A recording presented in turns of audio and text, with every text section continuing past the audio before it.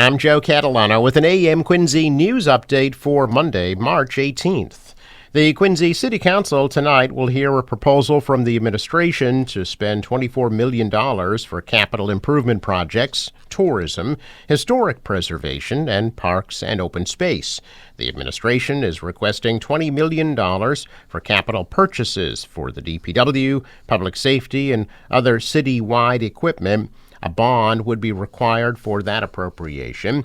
The administration's also seeking $4 million from the city's hotel-motel tax for the historic preservation, tourism, and parks and open space. Also tonight, the council will be honoring the North Quincy girls varsity basketball team for making it to the postseason this year. And we'll hear a resolution from Councilor at Large Noel DeBona related to affordable housing. The meeting begins at 6:30 at Quincy City Hall and will be live on QATV. It will take a few more months for Emmanuel Lopes to be sentenced for murdering a police sergeant and an elderly woman in Weymouth 6 years ago.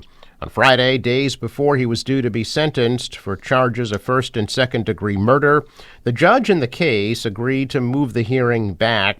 The judge said that she had to be sure the sentencing would follow proper legal procedure. Sentencing was scheduled for tomorrow, but Lopes' attorney, Larry Tipton, had requested the delay, saying he needed more time to develop evidence before making an argument about parole eligibility. Prosecutors opposed moving the date back, noting in court that they had people who prepared to be in court tomorrow. The new sentencing date was tentatively set for June 21st. Lopes was found guilty last month of killing Weymouth Police Sergeant Michael Chestnut and 77-year-old Vera Adams. Both were shot and killed in July of 2018.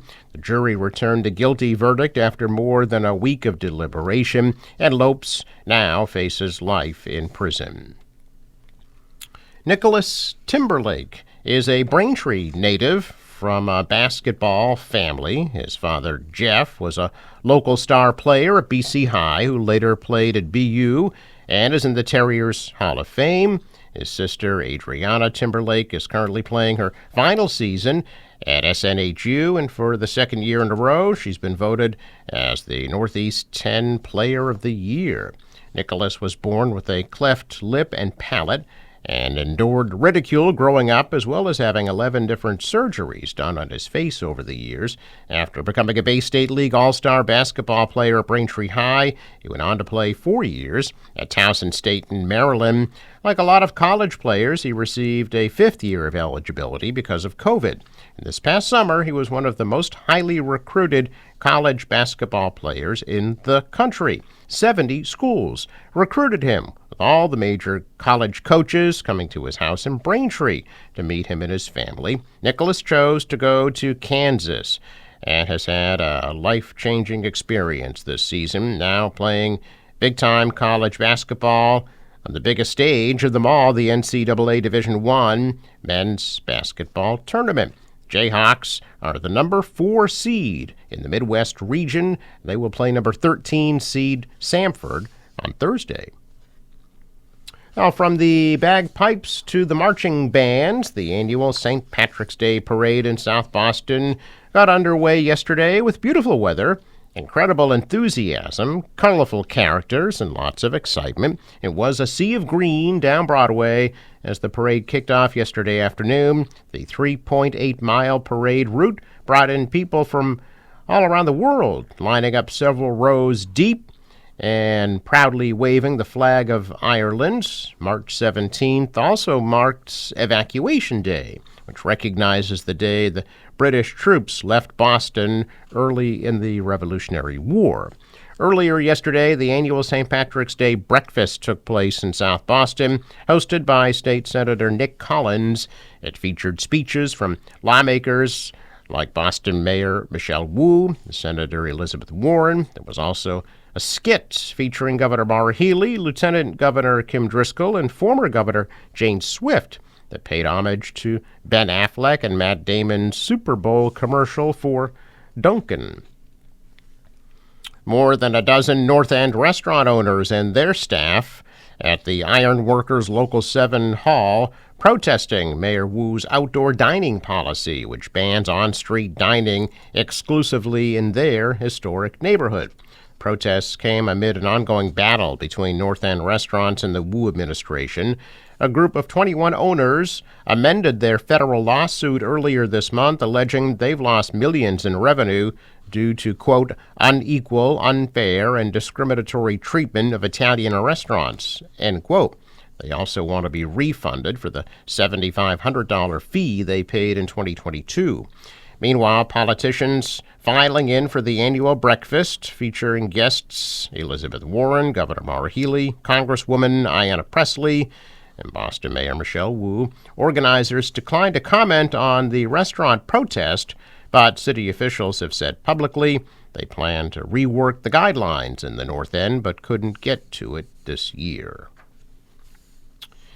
Well, the tax filing deadline is a little more than a month away, and millions of Massachusetts taxpayers can now take advantage of a free and easy way to send their returns to the IRS.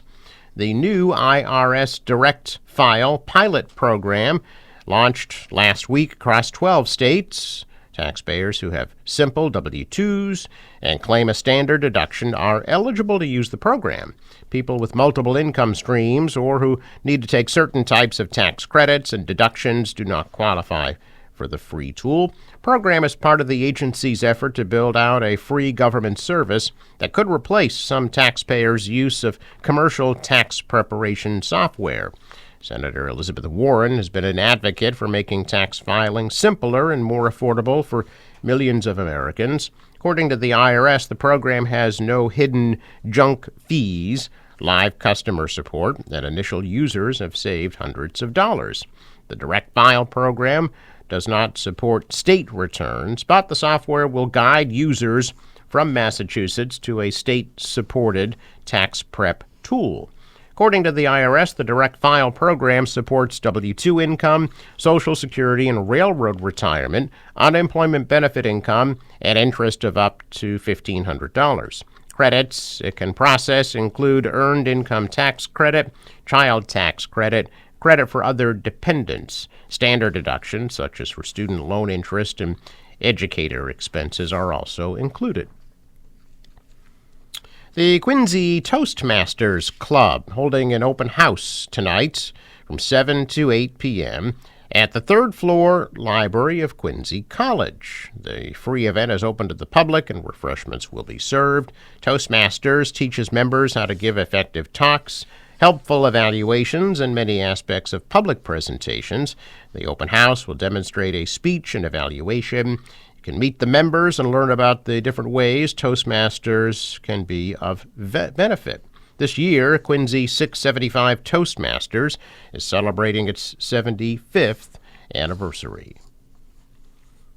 Check out business news this morning, and stocks opened the day in negative territory. The Dow down 190 points, NASDAQ dropping 155, and the S&P lost 33. Asian stocks advanced today. The dollar and the euro rose, and oil at $81 a barrel. Sports: Celtics beat Washington 130-104, and they host Detroit tonight, 7:30. Tomorrow, the Bruins will be against Ottawa at 7. Today's forecast from the National Weather Service: partly cloudy, breezy, high 51. Tonight, clear, chilly, 37. Tomorrow, partly cloudy, high of 46. Maybe a shower around on Wednesday, a high of 50, sunny, 45 for Thursday. The boater today waves a couple of feet, west wind 10 gusting to 20 knots, and next high tide not till 7:36 p.m. Sunrise 6:49, sets at 6:54. I'm Joe Catalano with an AM Quincy news update for Monday, March 18th.